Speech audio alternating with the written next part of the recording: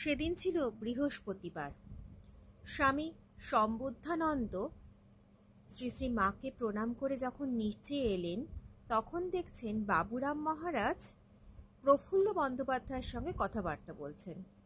প্রফুল্ল বন্দ্যোপাধ্যায় ছিলেন ঢাকা ইঞ্জিনিয়ারিং কলেজের অধ্যাপক, বিশিষ্ট ভক্ত এবং কর্মী। তিনি প্রফুল্ল মহারাজকে বলছেন, প্রফুল্ল, তুমি যাবে মালদায়, অনেক নতুন ভক্ত দেখতে পাবে, কত আনন্দ হবে।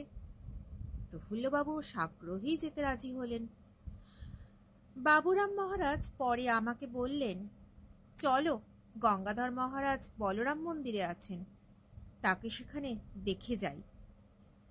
মহারাজ আমাকে সঙ্গে নিয়েই বলরাম মন্দিরে গেলেন। গঙ্গাধর মহারাজ যে ঘরটিতে ছিলেন, সেখানে গিয়ে বাবুরাম মহারাজ গঙ্গাধর মহারাজকে জিজ্ঞাসা করলেন, কেমন আছো? গঙ্গাধর মহারাজ, কেমন আর থাকবো দাদা, ওষুধপত্তি করছি, এই একরকম কাটিয়ে দেওয়া যাচ্ছে। বাবুরাম মহারাজ তখন বলছেন, তুমি এত দিন হলো এখানে এসেছো, একবার মঠে গেলে না? স্বামীজি মঠ করে গেলেন, আর তুমি কলকাতায় এসে মঠে গেলে না?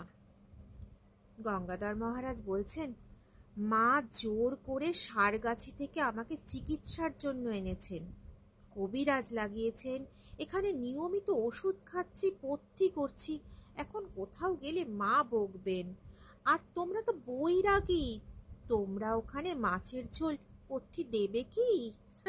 হেসে বললেন গঙ্গাধর মহারাজ। উত্তরে বাবুরাম মহারাজ বললেন, আচ্ছা চলো, দেখবে তোমার পথ্যি দিতে পারি কিনা। গঙ্গাধর মহারাজ তখন তাও বললেন, এখন কোথাও গিয়েছি জানলে মা বকবেন, শরীরটা ঠিক হতে দাও না। বাবুরাম মহারাজ তো কিছুতেই ছাড়লেন না। গাড়ি আনতে লোক পাঠানো হলো। গঙ্গাধর মহারাজকে সঙ্গে করে আমরা গাড়িতে উঠলাম। এরপর বরানগর ঘাট থেকে নৌকায় বেলুর মঠে পৌঁছে গেলাম।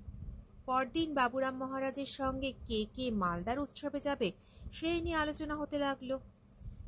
স্বামী ধীরানন্দ, ব্রহ্মচারী চারুচন্দ্র, এন্টালির কেষ্টবাবু, দুর্গানাথবাবু এবং আরও কিছু ভক্ত সঙ্গে যাবেন স্থির হলো।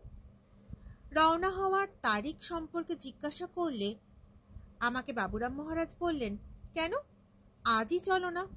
আমি বললাম, আজ যেতে হলে বৃহস্পতিবার বারবেলাতে মঠ থেকে রওনা হতে হবে তো। বাবুরাম মহারাজ তখন বললেন, মা অনুমতি দিয়েছেন, তারপরে আবার বৃহস্পতিবারে বারবেলা কি রে?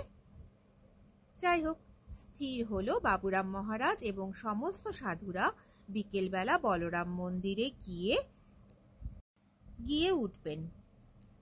সেখান থেকে রাত্রে খাওয়া দাওয়া করে শিয়ালদায় গিয়ে ট্রেন ধরা যাবে। এটা ছিল শ্রী শ্রী মায়ের পদপ্রান্তে স্বামী পূর্ণাত্মানন্দজি